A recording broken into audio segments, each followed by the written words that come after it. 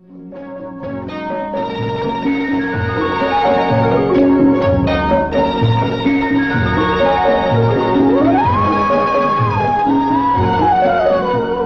राह कहाँ से है, ये राह कहाँ तक है, ये राज कोई राही समझा है न जाना है।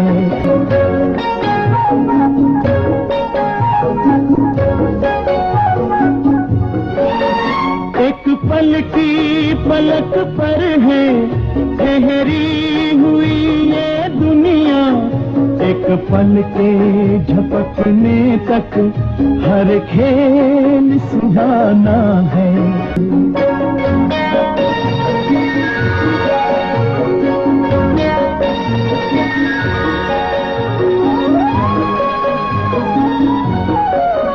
क्या जाने कोई किस पर, किस मोड़ पे क्या बीते, इस राह में ऐ राही हर मोड़ बहाना है। ला ला ला ला ला ला ला ला ला ला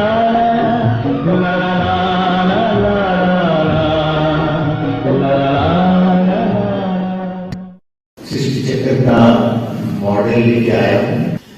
तो शायद आप लोगों में से किसी ने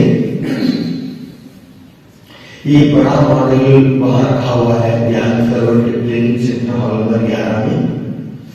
वहां जो भी आते हैं वहां हम ये डिस्प्ले करते हैं, लोग समझाते हैं।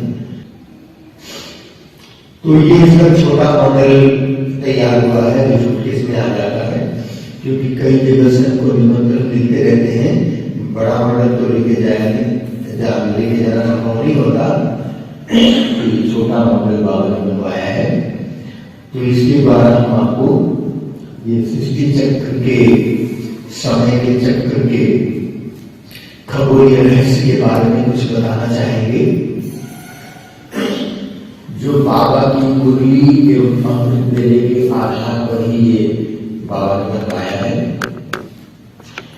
तो देखिए, इसमें हम ये बताते हैं कि ये जो स्वस्तिका का चिन्ह है,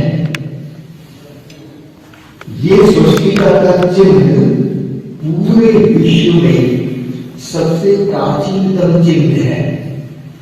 और इस चिन्ह का जितना ज्यादा महत्व आध्यात्मिकता में है, उससे कहीं ज्यादा इस चिन्ह का महत्व वैज्ञानिक दृष्टिकोण से है। तो वैज्ञानिक दृष्टिकोण से इस सृष्टि चक्र का, इस सिंबॉल, इस स्वस्तिका के चिन्ह का क्या महत्व है, इस मॉडल के द्वारा हम आपको बताना चाहेंगे। देखिए, हमारे इस साकार मनुष्य योग में, इस सृष्टि पर 3 प्रकार की घटनाएं निरंतर घट रही है। 3 प्रकार की घटनाएं निरंतर इस साकार मनुष्य योग में घट रही है। एक है ऐतिहासिक घटनाएं, हिस्टोरिकल इवेंट। दूसरा है भौगोलिक घटनाएं, जियोग्राफिकल इवेंट। और तीसरा है एस्ट्रोनॉमिकल इवेंट, खगोलीय घटनाएं। ऐतिहासिक, भौगोलिक और खगोलीय घटनाएं, हिस्टोरिकल, जियोग्राफिकल एंड एस्ट्रोनॉमिकल। और इन तीनों घटनाओं के अंदर पूरे इस साकार मनुष्य लोग की जितनी भी घटनाएं हैं, इसी के अंदर सारी आ जाती है। इसके बाहर कुछ भी नहीं है।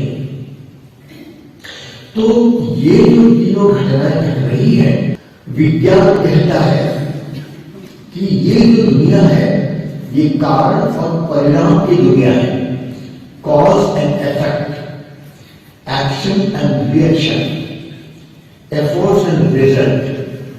इसी को ही आध्यात्मिक भाषा में कहा जाता है कर्म और फल की दुनिया। बात एक ही है। तो ये जो तीनों घटनाएं घट रही है, तो जरूर इन तीनों घटनाओं के घटने के पीछे जरूर कोई मूल कारण होगा क्योंकि इस दुनिया में बिना कारण का कुछ भी नहीं होता। तो ये जो घटनाएं घट रही है, तो इसके पीछे क्या कारण है? तो इसके पीछे मूल कारण है हमारे इस साकार मनुष्य लोग की तीन विशेषताएं हैं। तीन विशेषताएं, उनमें से सबसे पहली विशेषता है लाइट। इस मॉडल में बीच में जलती हुई लाइट दिखाई गई है, जो सूर्य को सिंबलाइज करता है। सूर्य दिखाया गया। चूंकि सूर्य का प्रकाश दुनिया में है, इसलिए ये दुनिया दिखाई देती है, दृश्यमान है, विजिबल है। दूसरी विशेषता साउंड, आवाज। चूंकि दुनिया में आवाज है, इसलिए हम बोल सकते हैं, सुन सकते हैं और अपने विचारों की लेन देन कर सकते हैं। तीसरी महत्वपूर्ण विशेषता है वह है गति, मोशन, गति, मूवमेंट। चूंकि दुनिया में गति है, इसलिए ये दुनिया परिवर्तनशील है। अगर दुनिया में गति नहीं होती तो परिवर्तन भी नहीं होता। तो ये जो घटनाएं घट रही है, तो इनके मूल कारण यही तीन विशेषता है। तीन विशेषता में कौन सी बात बताई? Light, sound and motion. अब कौन सी विशेषता के कारण कौन सी घटना घट रही है, ये भी जानना आवश्यक होगा। तो हम आपको बताएं कि सूर्य की हीट एंड लाइट के कारण हमारे दृष्टि पर भौगोलिक घटनाओं का निर्माण होता है। भौगोलिक घटनाएं घटती है सूर्य की हीट एंड लाइट के कारण, अर्थात सूर्य की हीट एंड लाइट से हमारे सृष्टि पर भूगोल बनता है। उदाहरण के तौर पर, चूंकि सूर्य का प्रकाश है, इसीलिए ही दिन और रात हो रहे हैं, ये भौगोलिक घटना है। चूंकि सूर्य की गर्मी है, इसलिए मौसम बदल रहे हैं, ये भी भौगोलिक घटना है। इसके अलावा जितनी भी भौगोलिक घटनाएं घटती हुई प्रतीत हो रही है, उसका डायरेक्टली और इनडायरेक्टली उसका मूल कारण सूर्य की हीट एंड लाइट ही है। दूसरी बात, साउंड, आवाज। आवाज के द्वारा हमारे सृष्टि पर इतिहास बनता है। ऐतिहासिक घटनाओं का निर्माण साउंड, आवाज के द्वारा होता है, क्योंकि हम मनुष्यों के शब्दों के द्वारा इतिहास की रचना होती है। और वर्ड्स क्रिएट्स हिस्ट्री, हम मनुष्यों के शब्दों के द्वारा इतिहास की रचना होती है।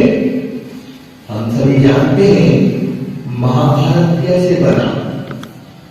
द्रौपदी ने दुर्योधन को कह दिया, अंधे के औलाद अंधे।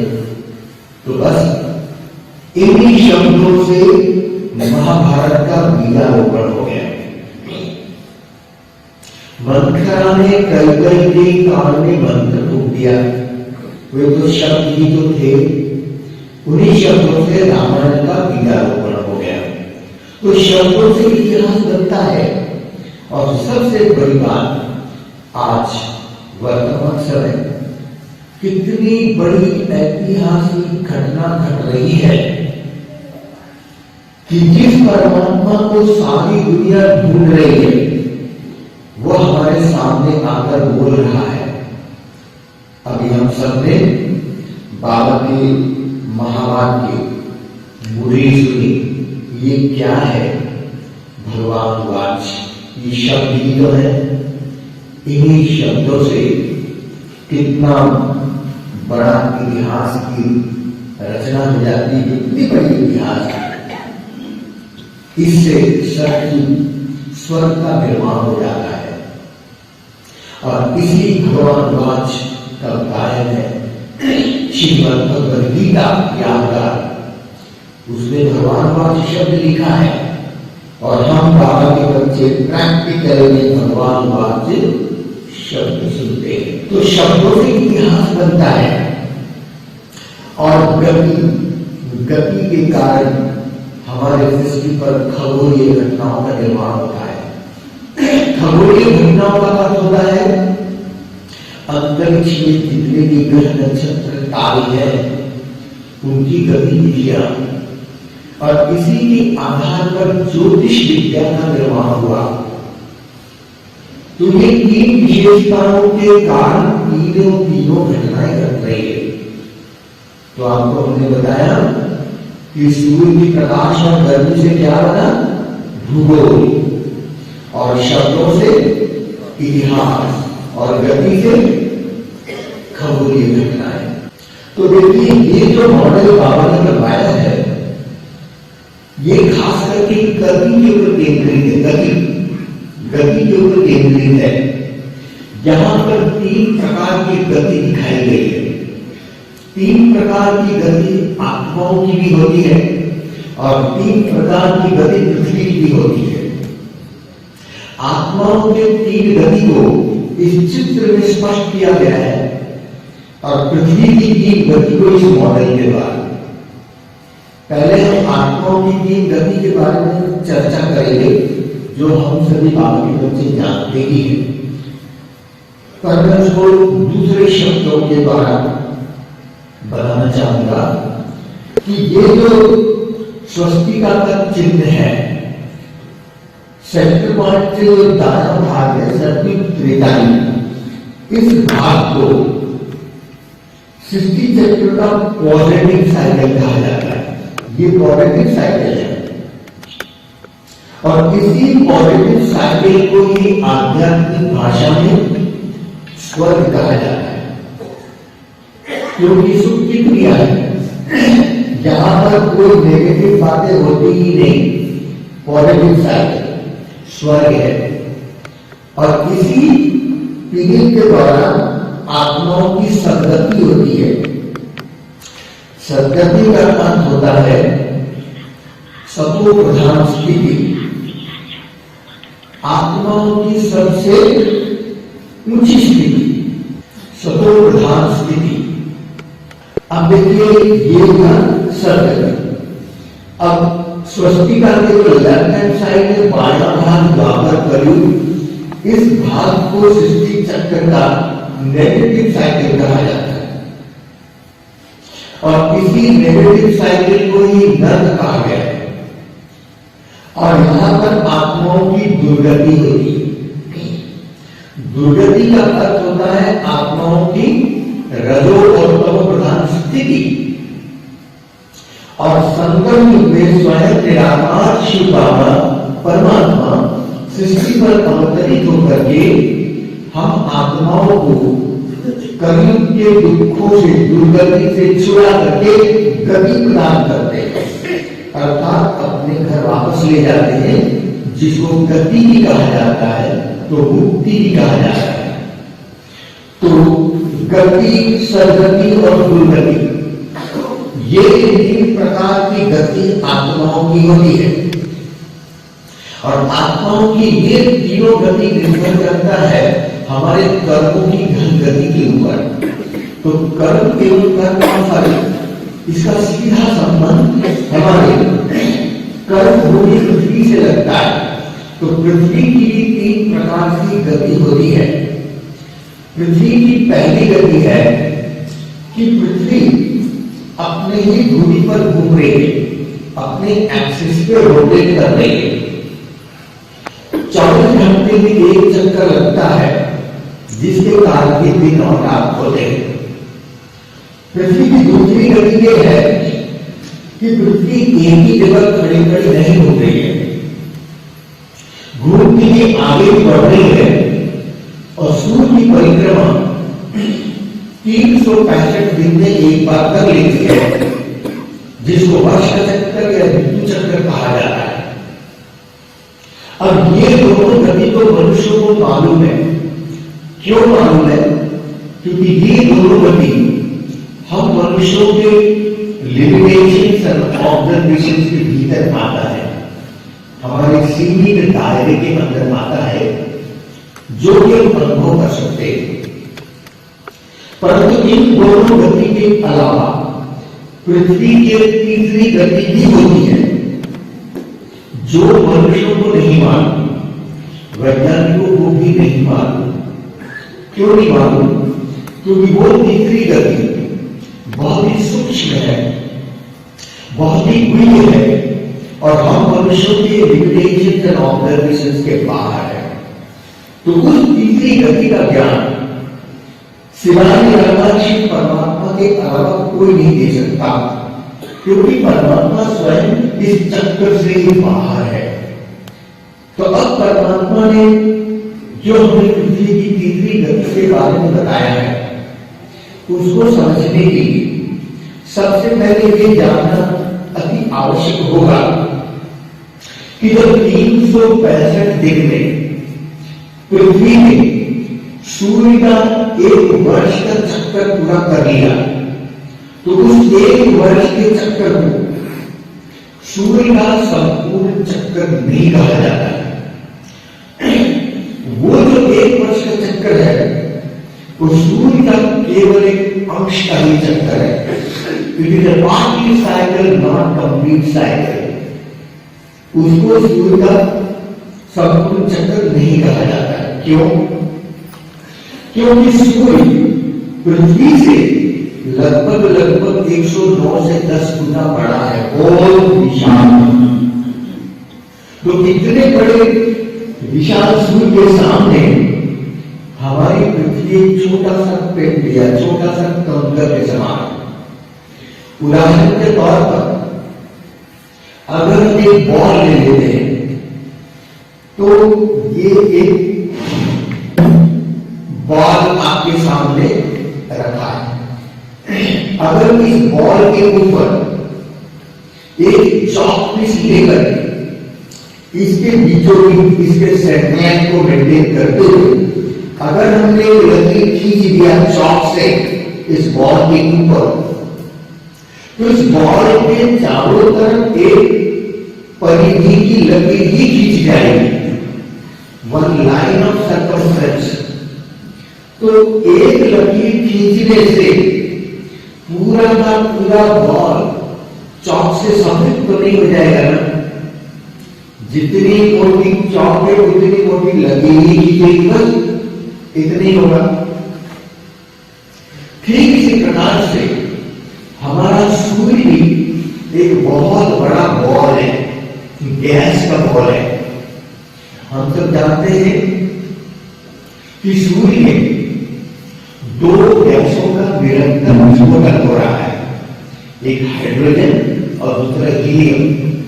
दो गैसों का निरंतर विस्फोटन हो रहा है, और विस्फोटन होने के बाद वही दो गैस प्रकाश और गर्मी के रूप में रूपांतरित हो जाती है। तो ये भी एनर्जी है, ऊर्जा का रूपांतरण तो होता है। तो हमने कहा कि सूर्य भी एक बहुत बड़ा गैस का बॉल है, और हमारी छोटी पृथ्वी ठीक उसी चौक पीस के समान ही है। तो एक वर्ष के दौरान इतने बड़े सूर्य का जब छोटी सी पृथ्वी एक वर्ष का चक्कर पूरा कर लेता है, सूर्य का 365 दिन में जब छोटी सी पृथ्वी सूर्य के एक चक्कर का पूरा कर लेता है, तो वो तो ऐसा ही हुआ कि सूर्य का एक परिधि की लकीर ही का ही चक्कर लगा है। सूर्य का एक परिधि का ही चक्कर पृथ्वी एक साल में लगा पाई। तो एक साल में जो सूर्य की परिधि का ही चक्कर पृथ्वी लगा पाती है, तो एक साल की परिधि के चक्कर लगाने से पृथ्वी ने इतने विशाल सूर्य का संपूर्ण स्फेरिकल सरफेस एरिया को कवर नहीं कर लिया। इसीलिए उस एक वर्ष के चक्र को इतने बड़े सूर्य का केवल एक अंश का चक्कर कहा गया है, न कि संपूर्ण चक्कर। अब वो संपूर्ण चक्कर कैसे होगा? होना जरूर है, क्योंकि गति दृष्टि का नियम। तो वो संपूर्ण चक्कर पूरा करने के लिए ये जो ऑर्बिट आपको दिखाई देगी,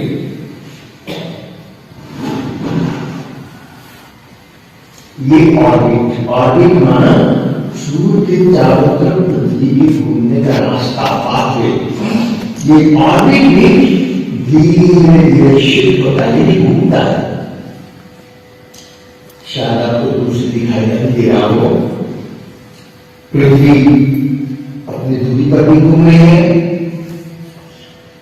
साथ साथ सूर्य का चक्कर भी लगा रही है, और साथ साथ ये ऑर्बिट भी खिसक रहा है, ये भी घूम रहा है।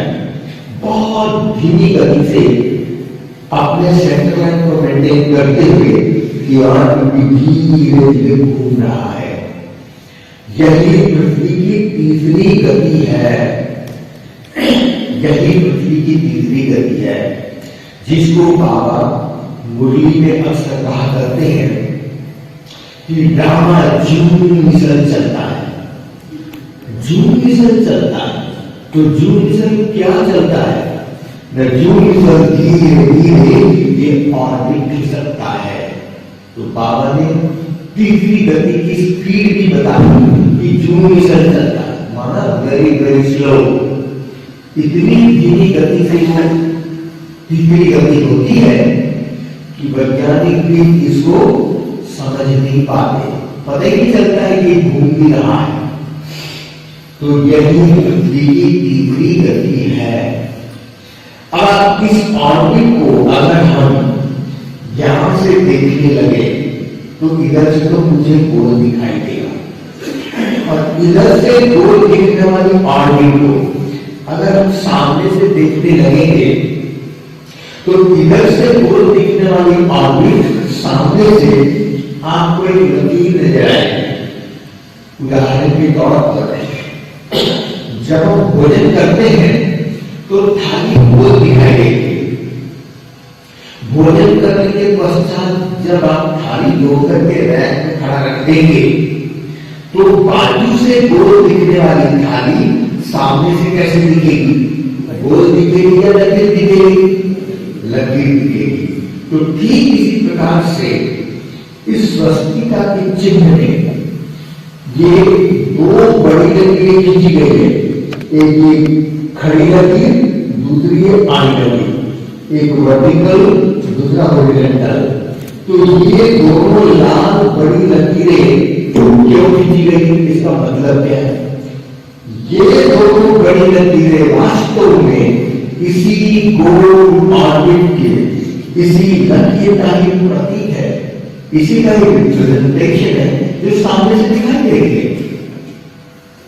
अब चूंकि गति दृष्टि का नियम है, इसीलिए ये लकीर, ये जो सामने से लकीर दिख रही है, ये वही लकीर है, ये वही लकीर है। ये अब चूंकि गति दृष्टि का नियम है, इसलिए ये लकीर कहीं एक जगह रुकी हुई नहीं है।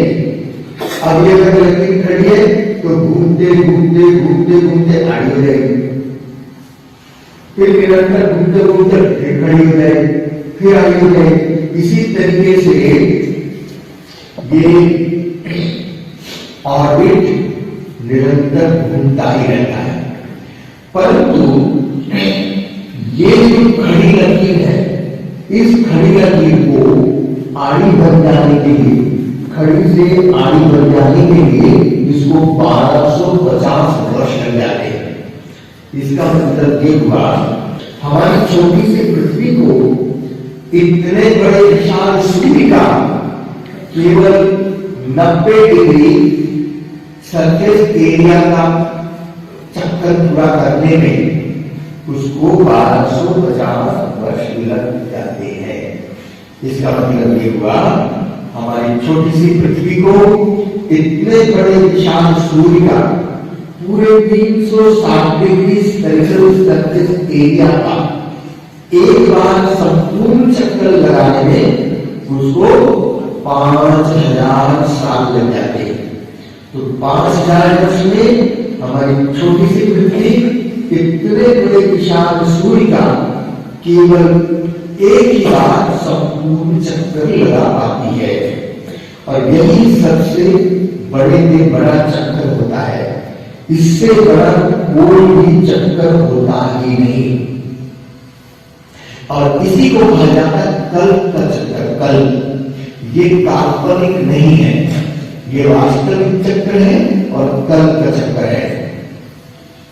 अब देखिए 24 घंटे की जो पहली गति दिन रात का चक्र, क्या ये काल्पनिक है?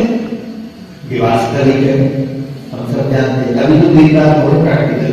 अच्छा 365 दिन का चक्र जो है, क्या ये भी काल्पनिक है? नहीं, ये भी वास्तविक है, हम सब प्रैक्टिकल उसकी अनुभूति कर रहे हैं।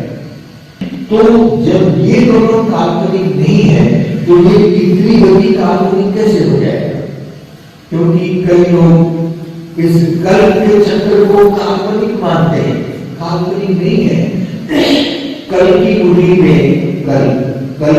में बाबा ने किसी तीसरी गति का जिक्र किया है, सीधे शब्दों में तो नहीं किया, परंतु बाबा ने कहा है, कल की कुंडली में था, बाबा ने कहा ये बेहद का ड्रामा फिरता ही रहता है।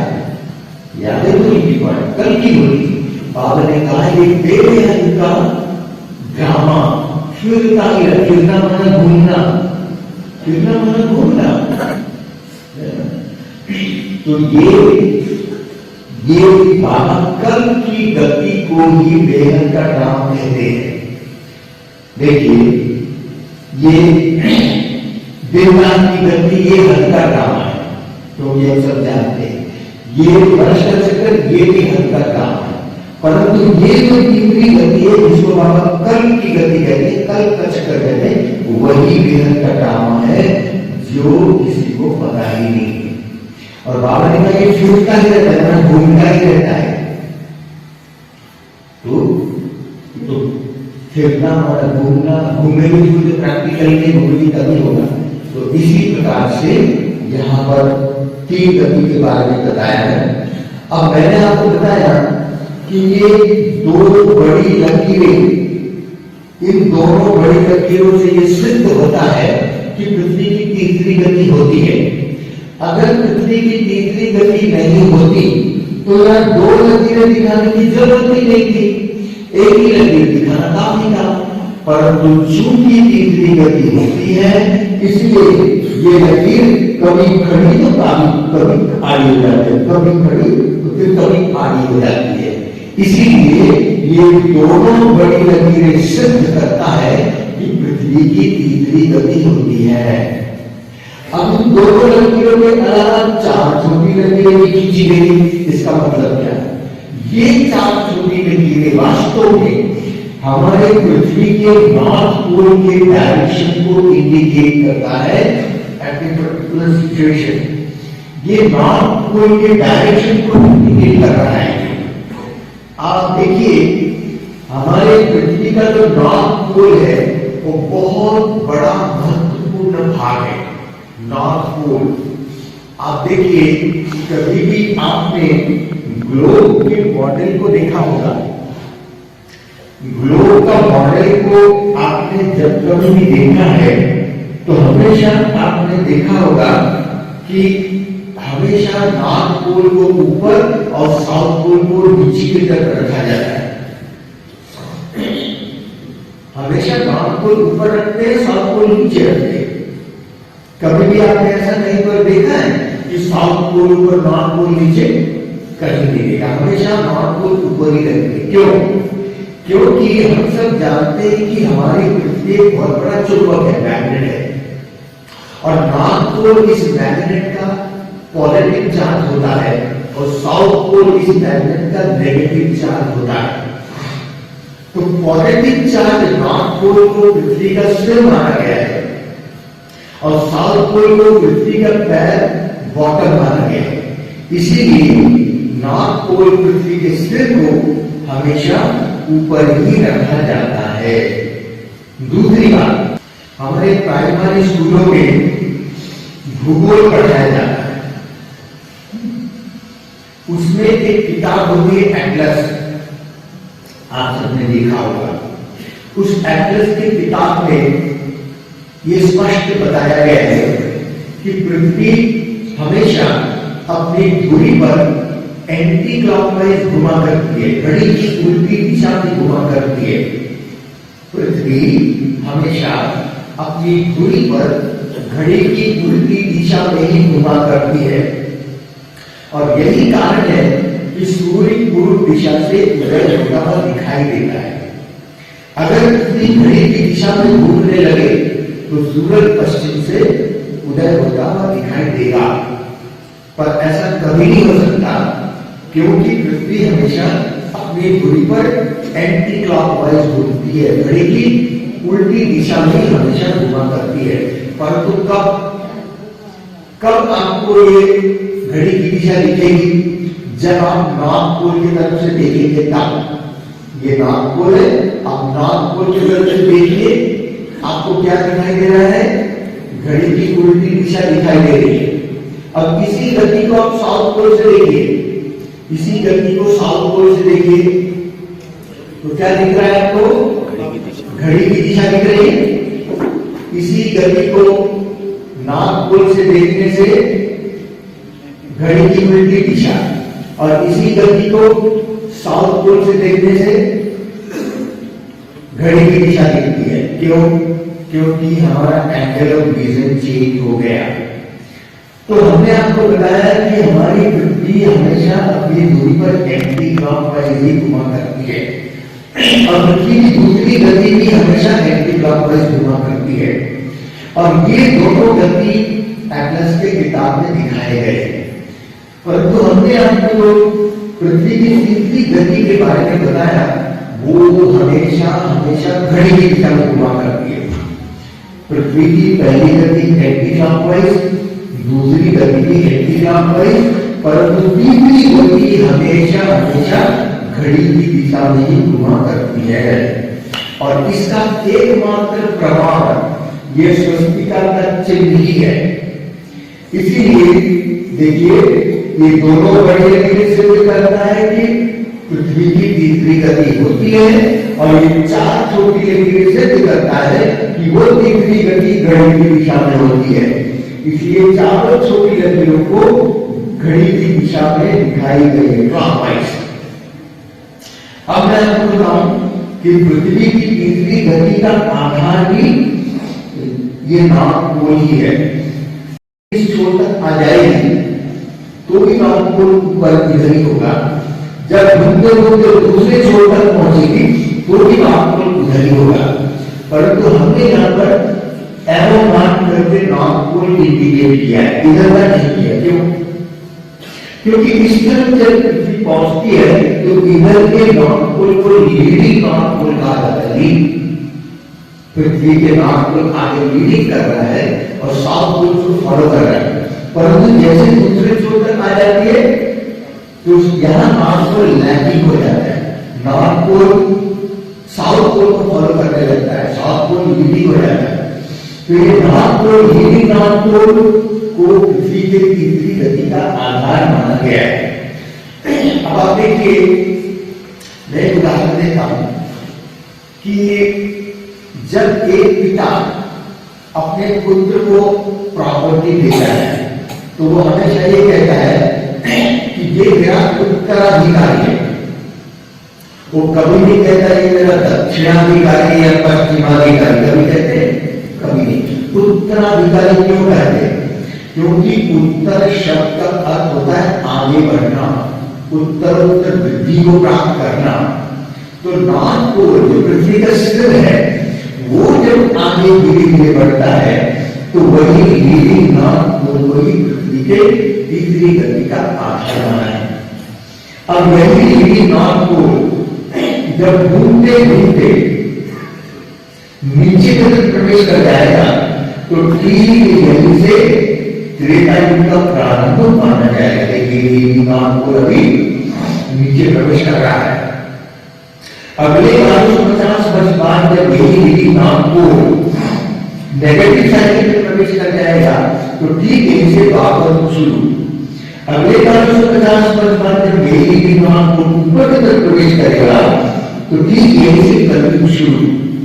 और अगले 450 वर्ष बाद जब वही नॉर्थ पोल पॉजिटिव साइकिल में प्रवेश करेगा तो ठीक यहीं से सतयुग शुरू। परंतु जब ये यूनिकॉर्न पोल पॉजिटिव साइकिल में प्रवेश करता है, उससे ठीक पहले इस पृथ्वी पर एक बहुत बहुत बहुत बड़ा चमत्कार हो जाता है। वो क्या चमत्कार हो जाता है? देखिए, हम बाबा के बच्चे जानते हैं, श्री बाबा संकल्प विपरी अवधित होकर के इस पतित कबीर दुनिया को पावन सत्य की दुनिया में परिवर्तित करते। कैसे करते? उसकी विधि क्या है? परमात्मा सबसे पहले हम आत्माओं को ईश्वरी ज्ञान, सत्य ज्ञान सुनाते हैं। आज की बोली में भी आया ना, केवल योग से सत्य बनेगा नहीं, ज्ञान और योग दोनों चाहिए। तो शिव बाबा सबसे पहले हम आत्माओं को सत्य ज्ञान की समझ देते। सत्य ज्ञान, आज तो दुनिया में ज्ञान की भरमार है, गूगल में जो भी सर्च करो मिल जाएगा, परंतु सत्य ज्ञान उसे कहा जाता है जो आत्मा को सर्वप्रधान बनाए। वही ये सत्य ज्ञान बाबा की बोली, जिसके लिए बाबा ने कहा रोज पढ़नी या सुननी है ना। और दूसरा राजयोग। तो जब ईश्वरी ज्ञान और राजयोग के अभ्यास से अनेक आत्माएं मास स्केल में पवित्र बनने लगती है, तो एक एक आत्माओं के संगठित पवित्रता के वाइब्रेशन के फलस्वरूप इस पृथ्वी का भौतिक परिवर्तन होना शुरू हो जाता है। और वो परिवर्तन तीन विधि के द्वारा होते। एक है प्राकृतिक आपदाएं, जिसके लिए बाबा ने कहा ये तुम जोर से तुम्हारा आने वाला है। तो एक है प्राकृतिक आपदाएं, दूसरा है ग्रेट सिविल वॉर, और तीसरा फाइनल है न्यूक्लियर वॉर, परमाणु युद्ध। और हम सब इन तीनों का आसार देख रहे हैं। इसका मतलब ये होगा कि जब ये यूनिकॉर्न पोल पॉजिटिव साइकिल में प्रवेश करेगा, तो उससे ठीक पहले इस पृथ्वी पर एक भयंकर न्यूक्लियर वॉर अवश्य होगा, परमाणु युद्ध अवश्य होगा। क्योंकि बिना परमाणु युद्ध के इतने बड़े विशाल दृष्टि का संपूर्ण परिवर्तन संभव ही नहीं।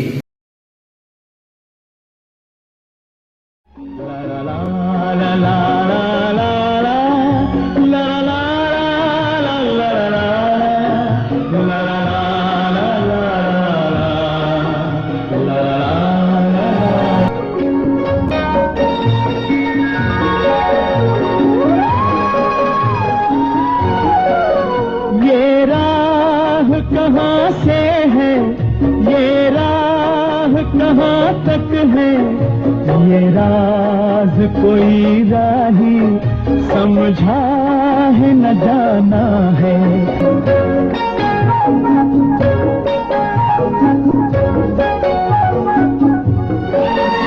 एक पल की पलक पर है ठहरी हुई ये दुनिया, एक पल के झपकने तक हर खेल सुहाना है।